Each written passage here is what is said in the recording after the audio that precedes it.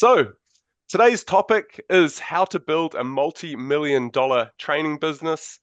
It's a topic Sean recently delivered to a packed house at Learning Tech, and we're excited to dive into it in even more detail with you today. Sean McPheat is the founder and CEO of MTD Training and Skills Hub. He's built not one, but two multi-million dollar training businesses, and he's one of the leading voices in modern leadership and sales training. What I really like about Sean is that he's practical, honest, and has some great stories to share. He's an absolute weapon if you get a chance to work with him and see him in action.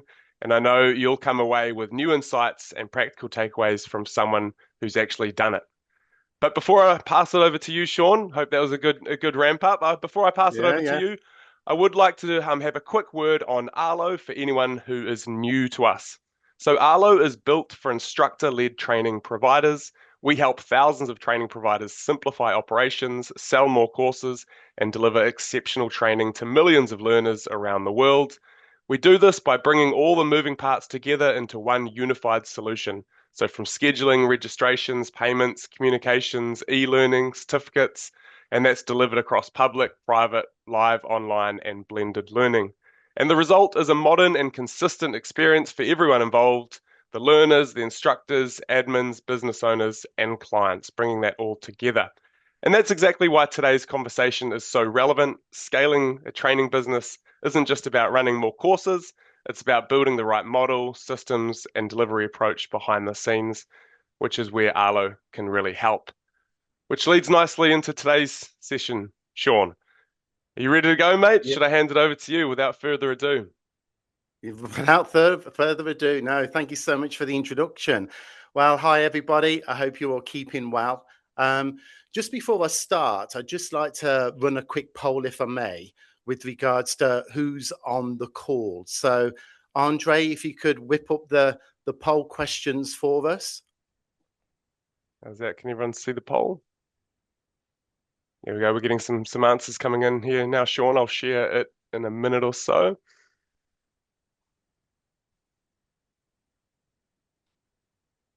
We're at 70, 80% Yeah. participation. We'll give it one more second. So, what is the size of your training company? If you're a solopreneur, freelancer, what have we got?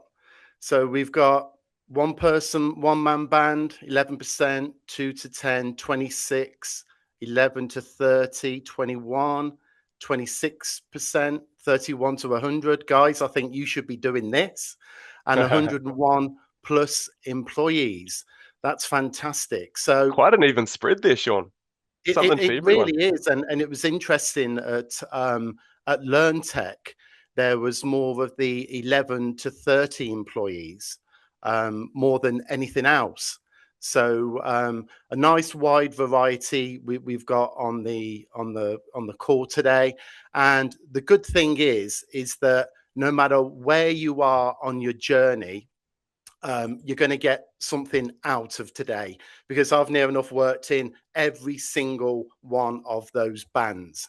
So what I want to cover today is 5 main areas. Number one is what I call my 5-phase growth framework. Now, it sounds a bit la-di-da and everything like that. And believe you me, I did not start with any growth framework. I just winged it, played it by ear, tried to put food on the table, and saw how I went, really. And it's only been recently, in the last couple of years, where I've actually thought of what were the phases of growth that each of my multi-million pound companies went through. And so I've created a 5-phase growth framework, which will kind of like map all those out. And it'll be really interesting to see where you guys are on that a little bit later on. Going on from that, in terms of the framework, I'm going to cover what you should focus on at each phase, because if you're a founder and you're a one-person army, it's going to be different than if you want to dominate the marketplace. So no matter where you are, I'm going to give you some tips and techniques of how to improve within that phase, but then also as well, if you want to get to the next phase, exactly what you need to do. Then I'm going to blow some smoke up Arlo's backside because they've really helped us with number 3. And I'm going to cover a case study of how we saved over 80 hours worth of administration per week by scaling and systemizing a particular part of one of my businesses. And I'm going to cover that in quite a lot of detail. Then number 4, I'm going to cover how blended learning can earn you lots of money, but then at the same time, how you can create a learning ecosystem around the training that you provide. So it's a win-win. And then all throughout the program, I'm going to be covering the systems and processes that we use at MTD Training and Skills Hub to scale our businesses. And don't forget, as I'm going through all of this, if you've got any questions, then pop them in the chat, and the team will have a session at the end of this webinar to go through it all. Okay, so a little bit about my story. So I started MTD Training way back in 2001, and all I started with a laptop, a phone, a desk. I had 0 clients. I had no investors, no mummy and daddy's money, no savings, no nothing, no business plan, no safety net. I just kind of like went for it. And here's a photo of me back in 2001 in that very room. It's really interesting because all of my cold calls were made on that desk. My first program was was made on that desk. I ate a lot of donuts on that desk as well. I had a terribly slow laptop. And for those guys who were around in 2001, you'll really know that I was on 56k modem internet as well. So when your actual page is loading up so slowly, it's absolutely ridiculous. And for those of you that you don't know, that was taken by my wife with that contraption there, which is actually called a camera. Not many people know that. So today I've got 4 brands: a management and leadership development company, MTD Training, a sales division. Skills Hub is an online learning platform with over 1,000 e-learning courses, and Fido, which is a 360-degree feedback SaaS product. We've delivered training to over 9,000 organizations, won loads of awards, lots of reviews. Today, this is me. I kind of like travel the world. I can do whatever I want. I've gone from chief bottle washer upper through to scaling my businesses. I can now write books. I can do keynotes. I can do whatever. But I started at the bottom and I've kind of like worked my way up over the years. So I want to really start by having 3 bits of research here. And the uncomfortable truth really is that most training businesses never really scale past the founder. Okay, they really rely on the founder too much. And there's 3 bits of research and statistics here that 90% of training companies never break £500,000. 80% of freelance trainers stay freelance forever. And 70% rely too much on the founder. Been there, done that one, got the t-shirt. And in terms of the 90% of training companies never break 500k, I was a big bottleneck within my first company. I think we got up to around about 300,000, and I just couldn't break the ceiling. Why? Because everything was relying on me. I was doing too much. I wanted to do the training. I wanted to do the selling. I wanted to do everything, and I didn't want to let go. And that was a real limiting factor on what I did. And that's where it kind of like goes into the 70% rely too much on the founder. If I went on holiday, things just things didn't get done unless I was working on holiday. And an interesting thing is that 80% of freelance trainers stay freelance forever. Now, back in 2001, I got to know hundreds of freelance trainers, and near enough all of them are still freelance now. And that was a choice. But really, these kind of like statistics are saying that if you're a founder-led business, the actual odds are against you unless you kind of like use some practical techniques and a framework, which, funny enough, here is the framework. So here's a 5-phase growth framework that I've come out with. And really, every multi-million pound training business follows the same path, whether they know it or not.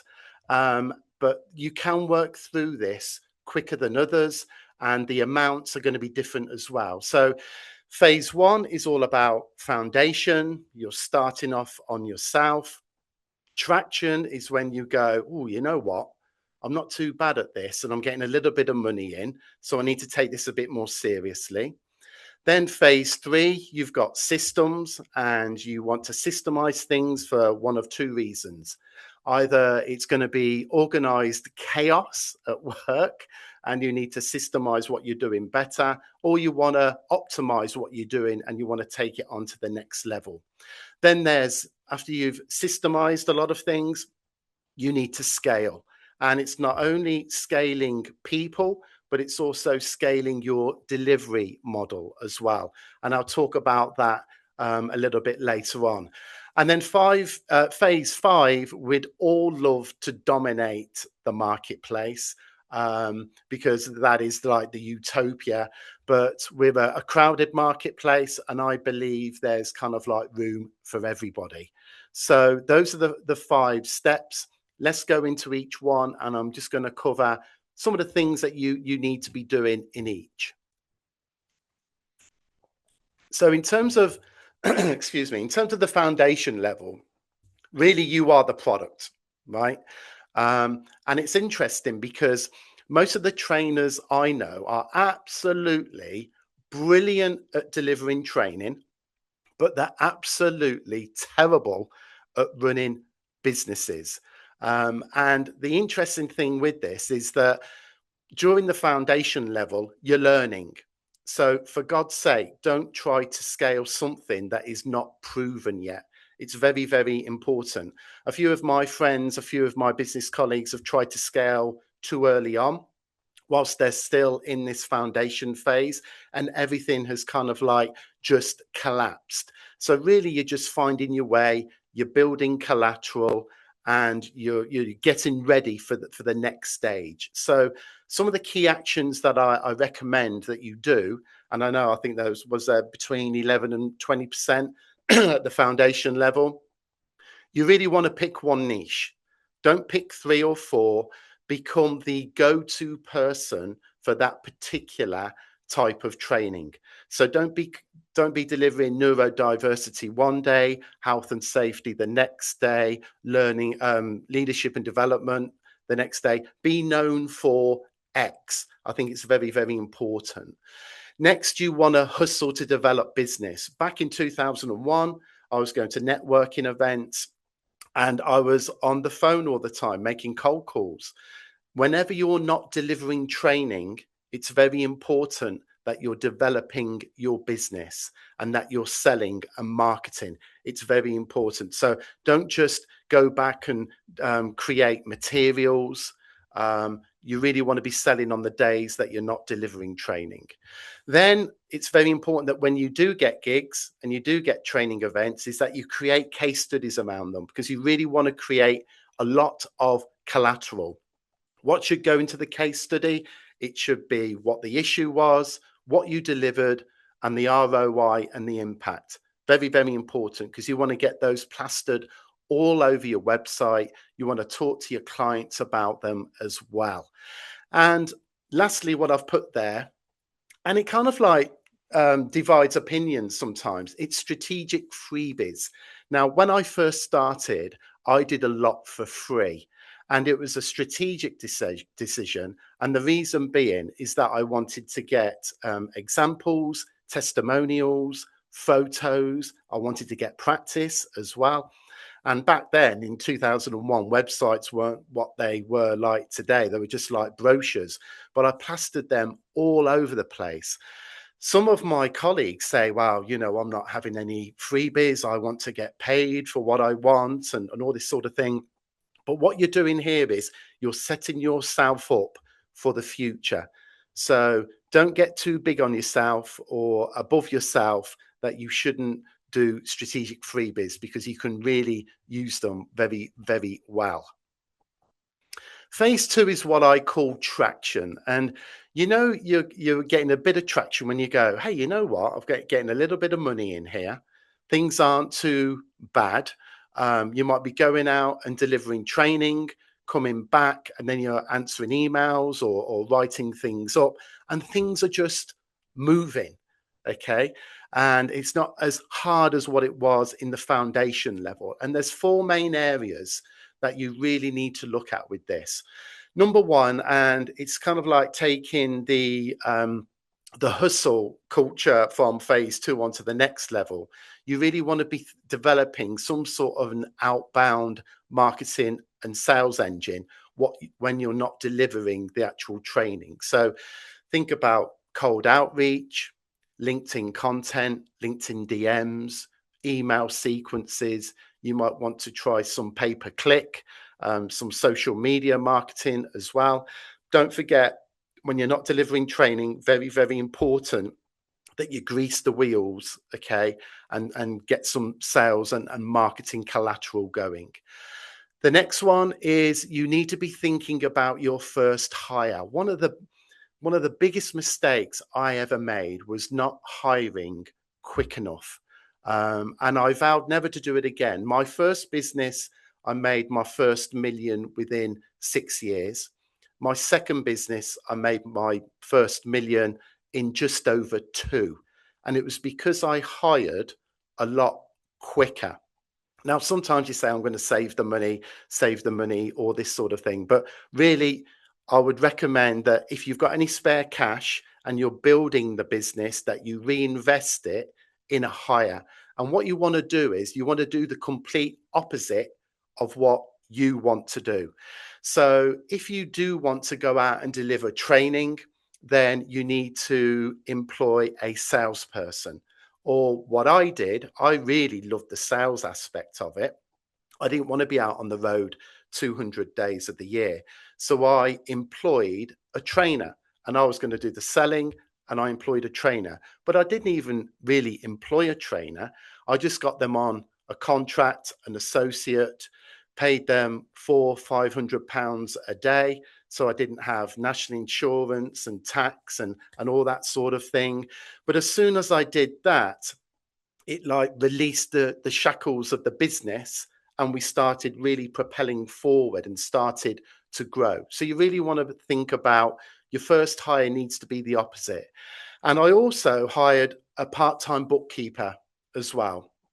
I did not want to get bogged down with invoices or late payments or reconciliations. I just didn't want to do any of that. So I hired a bookkeeper who did all of that for me. She worked for me for about 2 days per week. So all I needed to focus on then was the selling and the marketing. I had a trainer who was going to be booked out, and they got booked out very quickly because I wasn't too bad at the selling. And I had a bookkeeper who was keeping score. So please, please, please, if you do get excess money, then think about hiring as soon as you can. And then the other two areas are, if you are going to be selling, whether you're training or whatnot, you need to think about creating proposals very, very quickly. Okay. So you really want to have templated proposals that look bespoke. You'll top and tail, and you'll put the about us section and what the needs were and what the solution were. That always has to be bespoke. But you cannot be writing new documents for every single lead. You need to standardize them, and it will speed up things.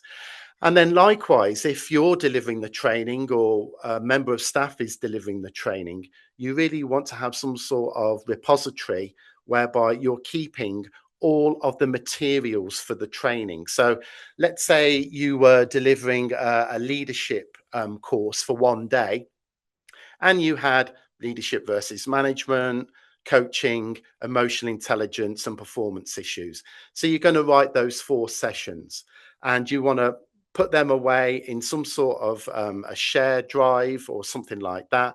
And then when you go to your next day's worth of training, if it's a coaching session, you want to put that coaching in there, and then you're writing another 3, and then you're adding that to your data bank as well. So you really need to start thinking about packaging your training so you can productize what you deliver, so it's not bespoke every time. But you can even charge for design time, even if you've got it in the bank already. So those kind of like the 4 areas of traction. The next one is systems, and this is where it really kicks off. And you'll know that you need to systemize some of the things that you do for one of 2 reasons. Number one, it starts to become organized chaos where you work. Paperwork, processes, things feel clunky. It's not a good customer experience, too much administration, or you want to optimize what you do. And software like Arlo is an absolute godsend when it comes to systemizing your training organization, because it can help you across these 3 main areas. And don't just think that Arlo just helps you with the scheduling and management. It can also help you with promotion and selling, and also delivery as well. So in terms of promotion and selling, you've got your website, your marketing channels, your CRM.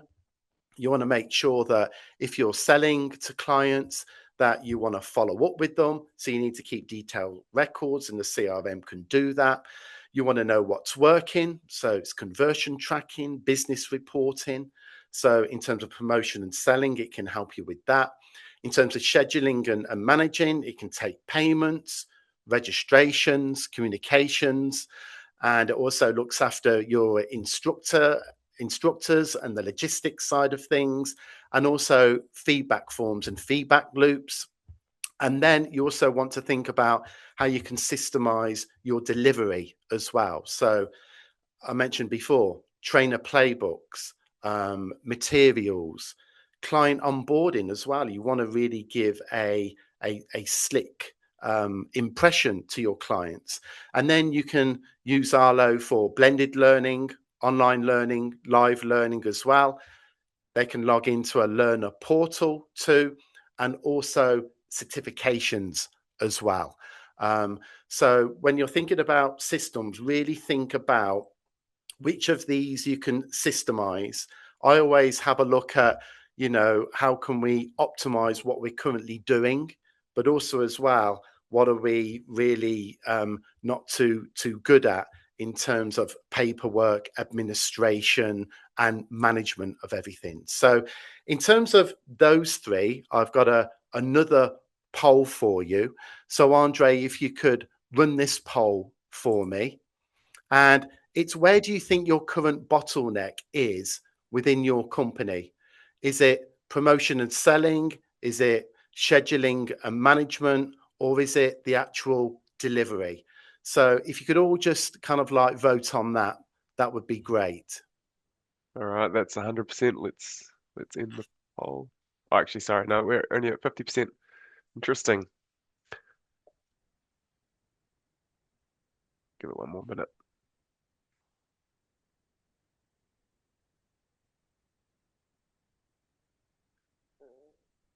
Lots coming in at promotion and selling here, Sean, and we're having some chat about first hires as well, which is really interesting. Yeah. All right, that's 73% participated. Let's cap it off there.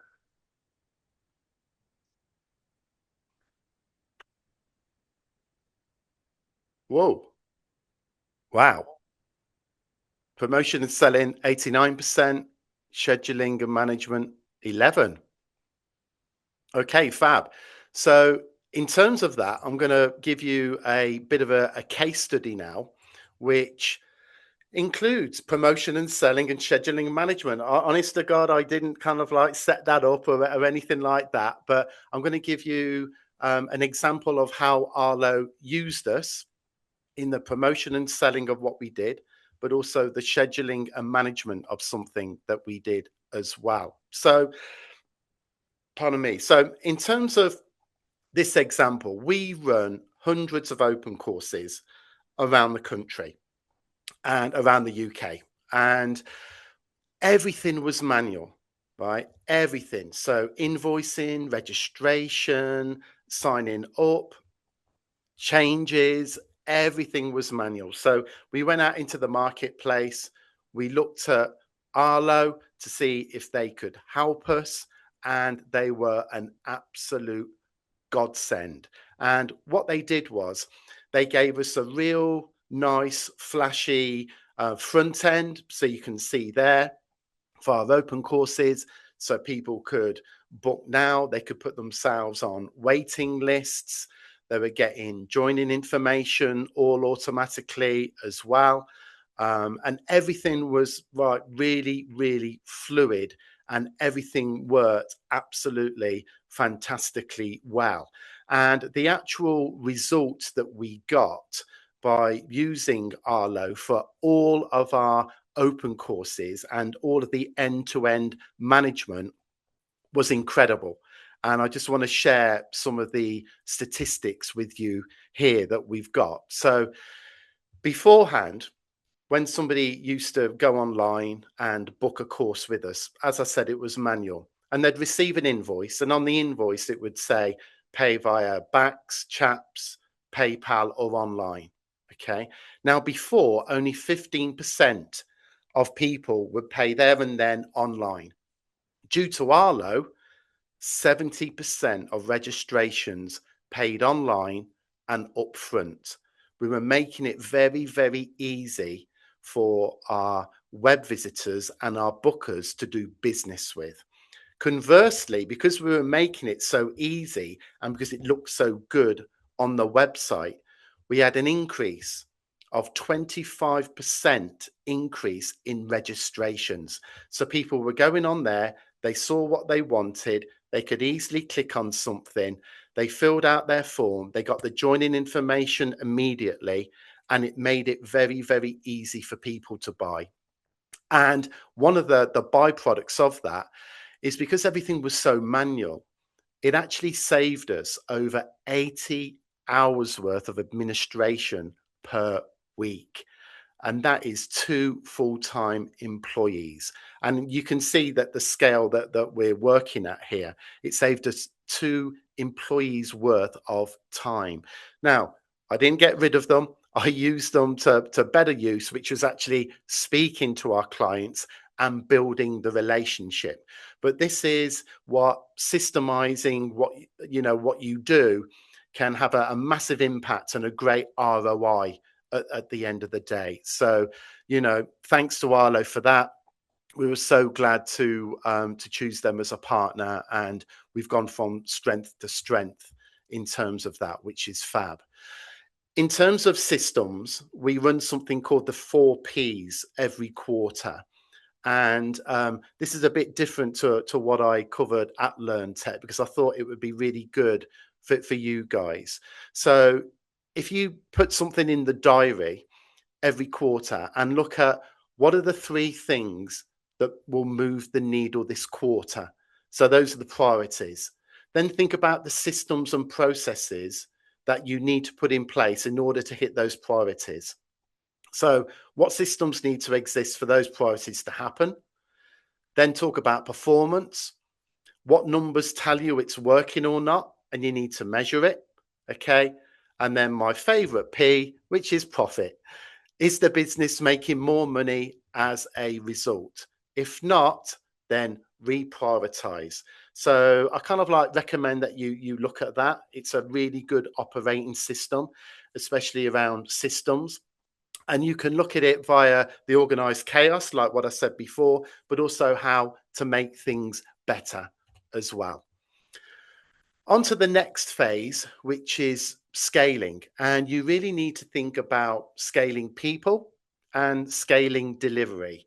Now, in terms of scaling people, this is where really most training companies stall, because the founder, even in the organizations with up to 100 staff, if they're a key person of influence or something like this, the founder is probably still the best salesperson. They still might be the best trainer, but I'm really sorry, you need to really try and replace you in everything that you do. And it really hurts. It's very, very difficult. I will put my hands up and say, I hated this part, but I needed to do it. But in effect, you're making yourself redundant and you've got to scale yourself. And I can give you a couple of examples of this. So I was the best salesperson in our company, and my closing ratio was about 70%. So anybody 70% of the people who I would meet, and a lot of it was face to face before COVID, I would win the business 70% of the time. So, but I couldn't scale it. I was getting tired, and I had salespeople as well who was working with me. So I brought in a head of sales, and you'll never guess what. In the next 3 months, sales absolutely bombed. Okay, they really bombed, and I was going to myself, "Oh my God, what have I done? I'm not delivering any of the training now. This new lady has come in, and I promoted her from a marketing role, and but she was good at sales as well. But I coached her and developed her, and over about a 3 or 4 month period of time, she got those sales to in excess of what I did. So you need to keep the faith. You need to have balls. Sorry, but you do. But if you're going to do this, you need to kind of like give it a lot more time than what you think. I thought of getting rid and stepping in after month one, but I kept the faith, focused on coaching and mentoring her. And it just went from strength to strength. And now she's got a whole sales force underneath her. Now, the same can be said with marketing leads and head of operations as well. You want to get those in place so that it's not reliant on the founder. And something that I did about 4 years ago now is that I got some number twos in. Okay, so I got a chief operating officer in for MTD. That was in 2002. And I got a chief learning officer in for Skills Hub about 3 years ago. Two of the best things I ever did. Again, in hindsight, I should have done them a lot earlier. And why is that? Because it enables me to focus on the strategy, doing whatever I like to drive the business forward. I can write books, I can do keynotes, I can do this sort of thing, and know that the day-to-day running of the business is all taken care of. So like I said before, I know hiring is very difficult, but I would always bring it forward, obviously, if you've got the spare cash to do it. So that's scaling people, but you also need to scale your delivery model as well. And I've created this because I call it the revenue ladder. Now, most companies just focus on the bottom three rungs of this ladder, i.e., one-to-one coaching, open courses, and in-house training. Now, the problem with that is that it's very resource intensive and it's hard to scale. Okay. And it is very limited to the number of trainers that you have got. And if you're standing on one rung of the ladder and you're just relying on that all of the time, that's how businesses stall. So what you need to be thinking of is including blended learning into your solutions as well. And I've got an example of that in a moment.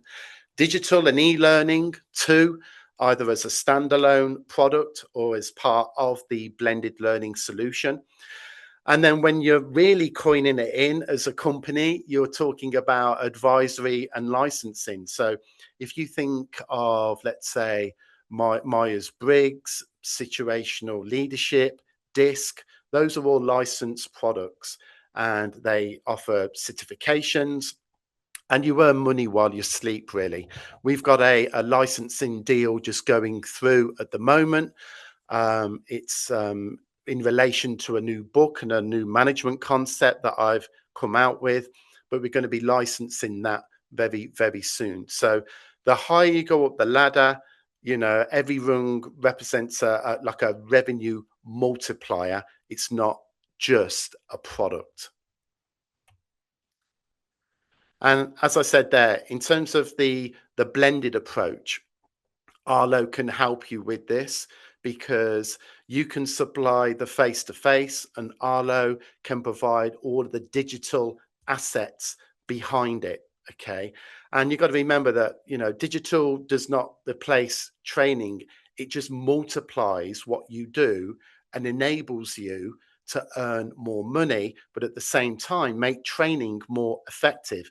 Because I'm a great believer that training is just an event, learning happens in the work, but everything should be based around performance improvement. So let me give you a couple of examples of a blended learning approach and what you could potentially earn from it as well. So here's a traditional approach, okay? And this is bog standard. We've all seen it before.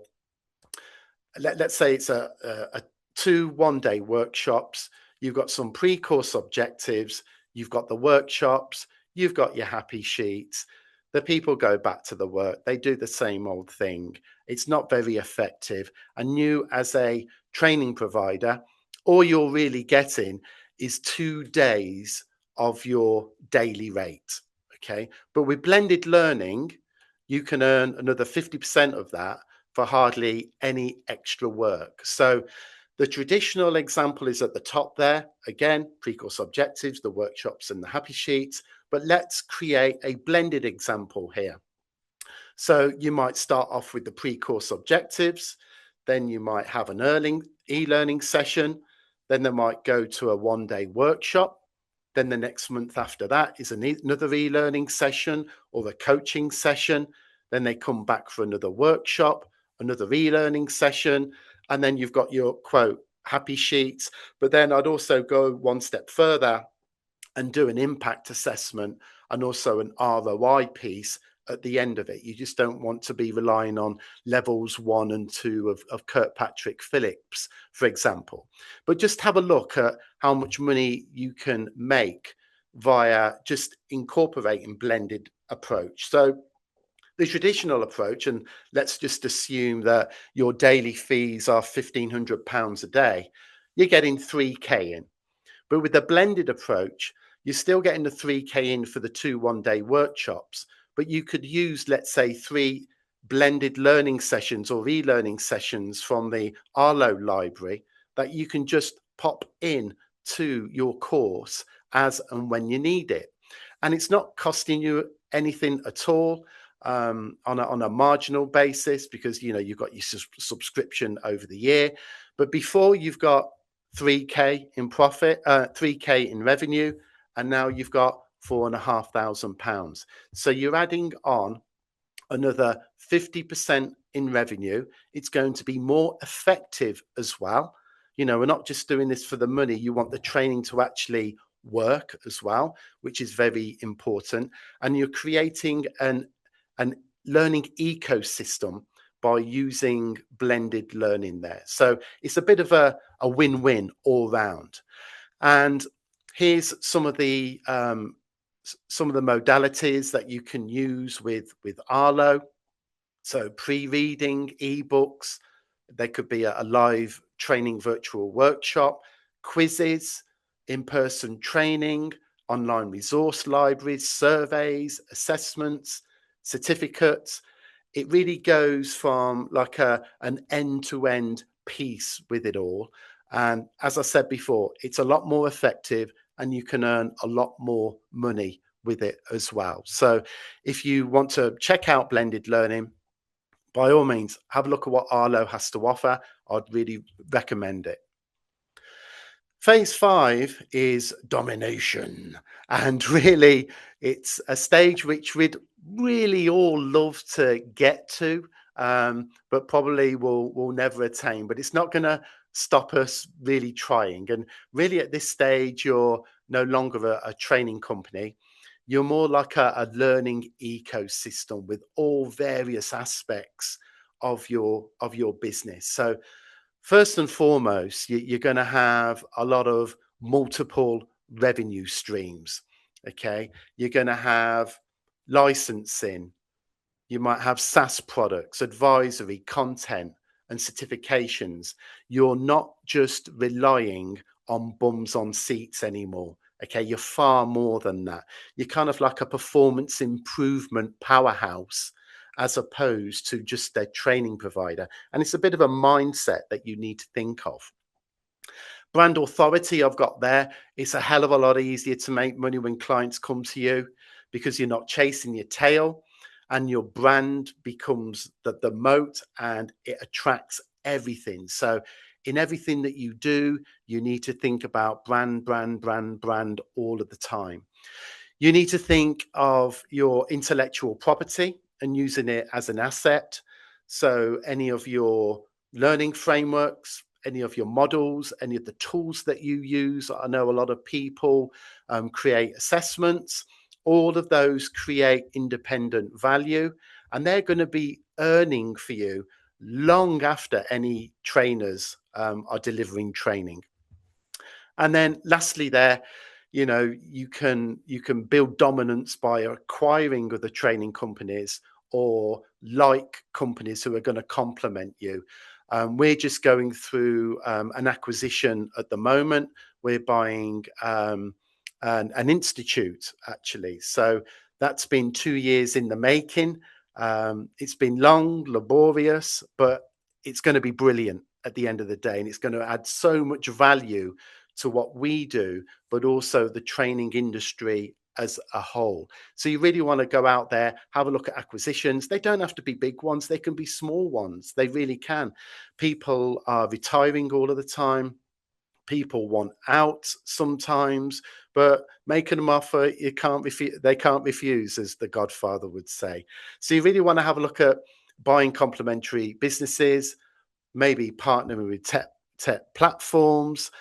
So it creates some sort of like barrier to entry, and that's kind of like how you dominate. So, I've covered a lot there. In terms of before I just wrap up, I just want to run one more poll. Now, in terms of the 5 phases that I've mentioned, I'd really like to see what phase you're currently at based upon what I've just covered. So, could you please just vote now? What phase of growth are you currently in? Are you in foundation, traction, systems? Are you scaling, or do you dominate everything?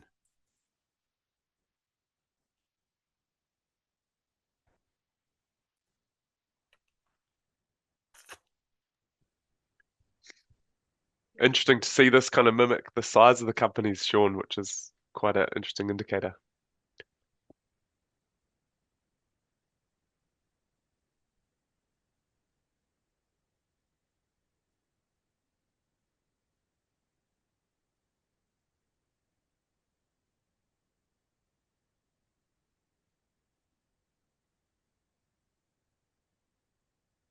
All right, we're up to 66%. Some people are pensive on this one, Sean. It might some Oh, come on. I don't know what you're voting for. You All want right. to put domination, I know. All right, I think we'll end the poll there and we'll share the results. Here we go.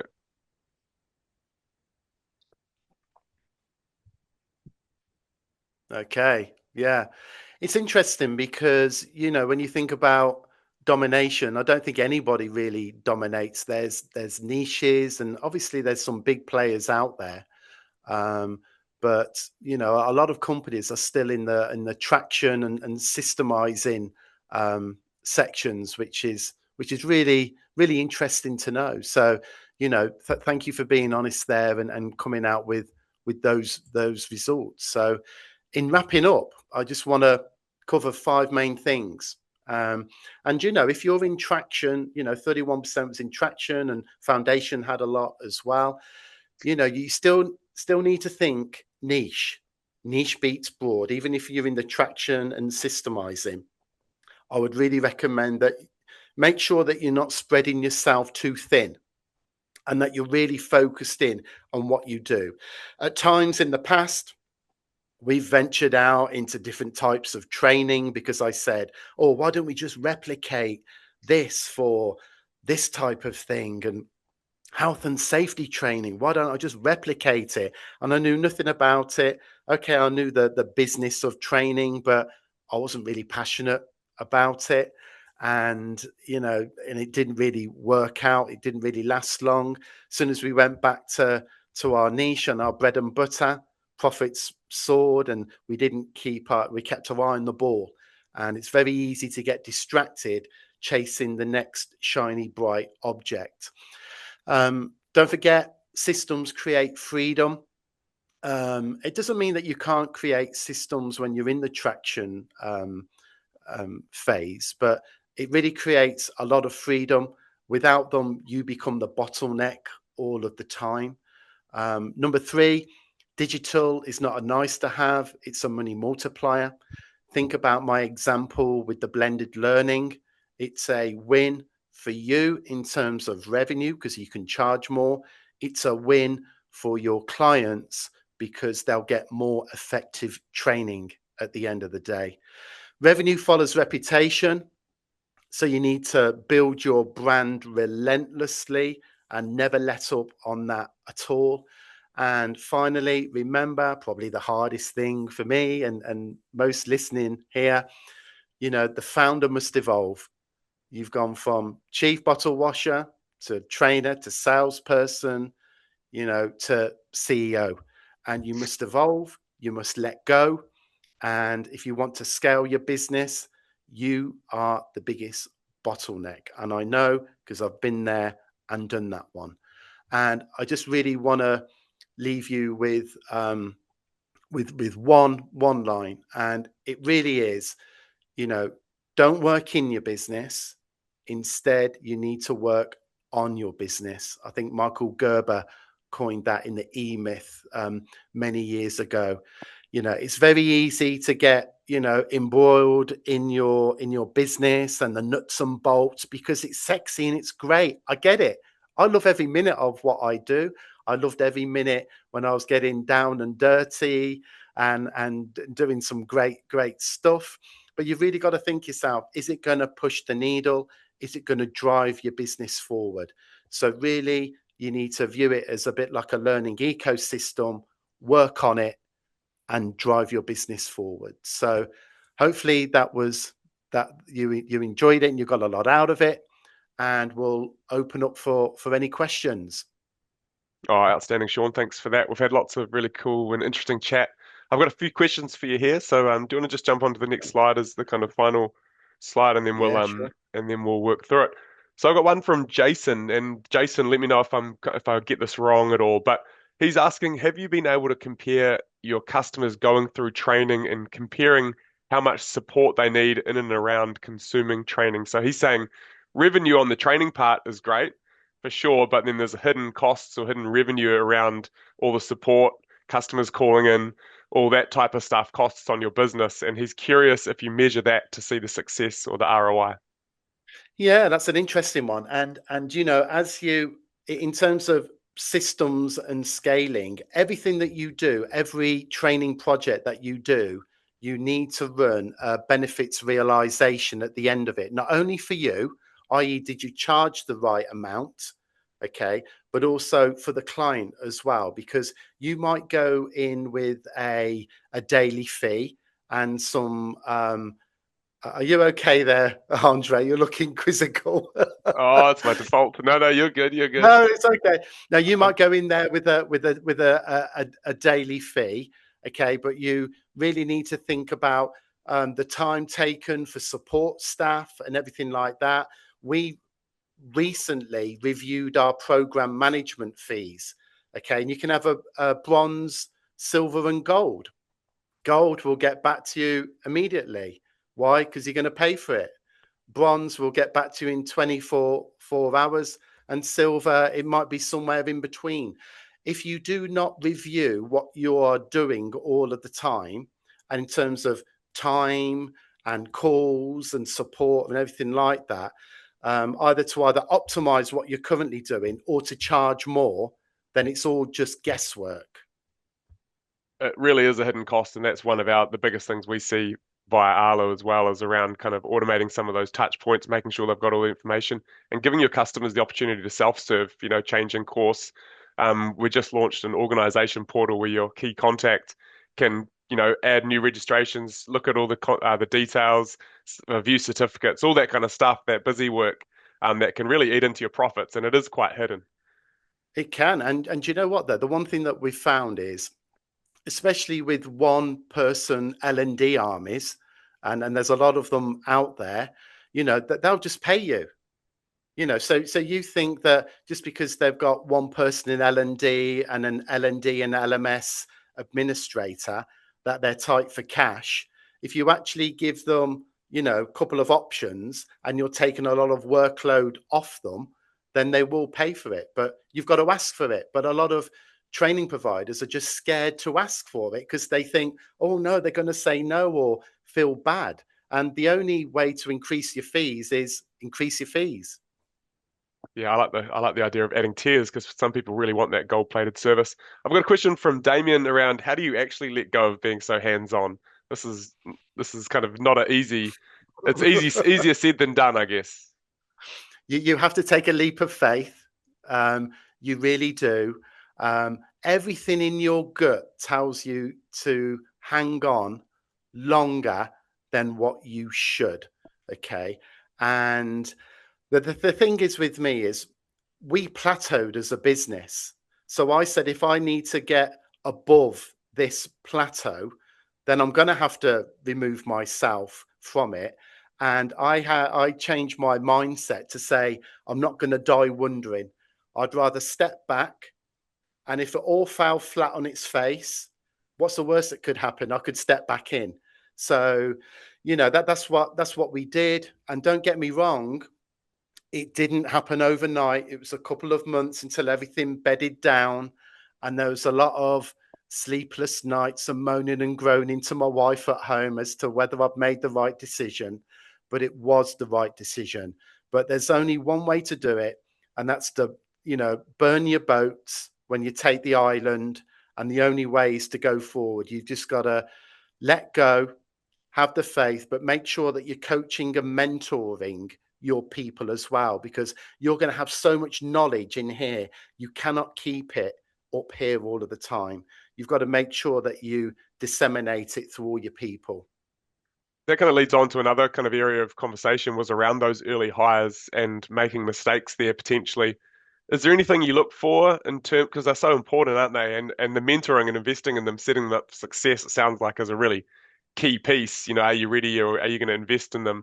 But is there anything you look for in that kind of small Oh, company early hires that that yeah. you'd pass on? Yeah, I can tell you of some mistakes and what I do now in terms of I always try to pay well. Okay. I never used to scrimp on that. So I used to get decorated people in who had fantastic CVs, irrespective of their attitude or will. And that was a big mistake on my part. Because we were a small business, I was hiring in people who had worked for big business, and it's completely different, absolutely, completely and utterly different. Um, they tried to run my company as a big business, and it was a small business at the time. Okay. Once and we had a bit of churn at the start. We really, really did. Now what I would do is I would always hire for attitude and will, and I will train the skill. Okay. That's probably one of the biggest lessons I've ever had all throughout my 25 years of doing this. I've had people who have been brilliant, and unless it's very technical, obviously, okay, but brilliant at, on their CV, done all this, done all that, but their attitude and will hasn't been great. And then I've had people who have had lower quote unquote skill levels, but have been willing to do whatever it takes and learn and be like a sponge. And they have been fantastic hires. If I had my time again, I would have just done that. and then coached and mentored them in the quote unquote Sean way and the MTD and Skills Hub way, as opposed to bringing in somebody who I thought I could just kind of like go like that with, and they could run it themselves. And nothing could be further from the truth. No, that's really good. And that growth mindset for these kind of smaller businesses is so important, proactive finding those Definitely. opportunities. Um, we saw that the biggest bottleneck is sales and marketing. I think a lot of training providers don't love the sales aspect. They want it probably to sell themselves. I was just wondering, um, one channel that we didn't talk about was repeat business and referrals. Is that key for you? And is there anything you've done to kind of help amplify that channel? Yeah, no, 100%. I mean, our repeat business, we get about 65% repeat business. I haven't done any benchmarking on that, so I don't know whether that's high or low or whatever. But we make sure that we have regular account management.